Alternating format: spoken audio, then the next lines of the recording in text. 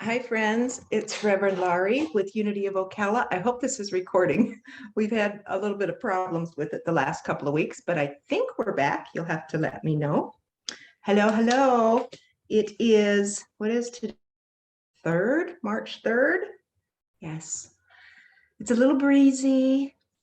Spring is springing, and it's the Easter season. So that means, like I said on Sunday, that veil, because I don't know really why, but maybe because all the energy from Easter and Passover and other high holidays, that there just seems to be a vortex to another level of existence, maybe another level of consciousness. I had a very deep conversation yesterday with someone who was raised Catholic, and they are so concerned about their mother now that she's getting elderly.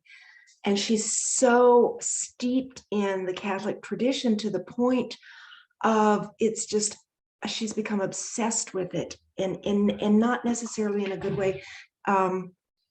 We tend to, when we get, oh, a bald eagle just flew by, a beautiful bald eagle. Oh my gosh, and I was going to talk about that. Oh, I love this time of year. Wow, bald eagle. When people get near the end of this experience on earth, they gravitate towards maybe their early teachings, maybe religious dogma. But she goes to mass every single day, and she's just nixing out of her life anything that is not orthodox, strict. And he's concerned about her, and I understand that. And we just had a talk about looking at things in a different way. And I shared with him all the different flavors in our congregation. We have people from the Jewish tradition. We certainly have people that have dropped in and out and are still there, from Buddhist, Taoist, all the traditions and no traditions, a lot of agnostics in Unity, and some atheists. And he's like, how can that be? And I said, well, I asked them, tell me about this God you don't believe in. And when they start to tell me about this God that has been created somehow, I tell them I don't believe in that God either. And then the dialogue is open, and we can get into some really deep discussions. And that was a delicious end to an eventful Passover, Easter, Lenten season day. I had started my day with a visit to a hospital room to see a friend, and then hospice house where I helped with hospice intake day before yesterday, and then a couple of different counseling calls, folks having some challenges. So the season has begun of Easter, and keeping grounded in those delicious, deep conversations and reminding myself of my own personal credo and what I believe to be true about God is a wonderful way to maintain balance through the Easter season. And I was going to talk about, and thank you, Eagle, for reminding me about how, yes, that veil becomes very thin, and we're going to see some passing through it, but we're also going to see it coming both ways. So I encourage you to pay very close attention to what you are experiencing through these wonderful senses that God has given us in which to communicate with us. Our eyes, our ears, our sense of touch and taste, and smell, feelings. Because that which you are experiencing is potentially more spiritual and more God drenched than any other time. Pay attention. The bald eagle just flew by me. The bald eagle is a powerful creature. It soars so far above at such high altitudes that it can see things that nothing else can. So with knowing that, I'm going to pay attention to what I don't usually see at this level.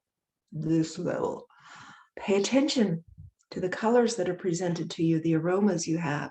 Are you smelling something of the past? Pay attention. This is the time to slow down. Things are lengthening in the Lenten season. It becomes a holy time. Deepen your practice, deepen your spiritual discipline. Go deeper into you, because we are in full resurrection of our true self. So we're peeling away all that doesn't serve us. We're cleansing out our areas physically, mentally, emotionally, and spiritually. It's time to take a look at your own personal religion. What areas served you in the past 12 months or 12 years that no longer do? It's time to let go of those. The people that no longer uplift and support you, it's time to let go. It's a time of transition.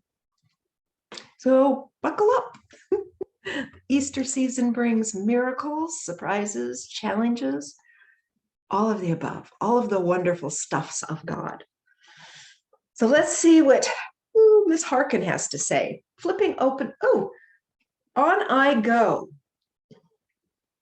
She starts with a Rumi poem. I came to this earth so that I could find my way back to the beloved. Oh, we're going through this Easter resurrection to find our way back to the beloved. Thanks, Rumi. Indeed. And not only do we get to find our way back, but do it so richly.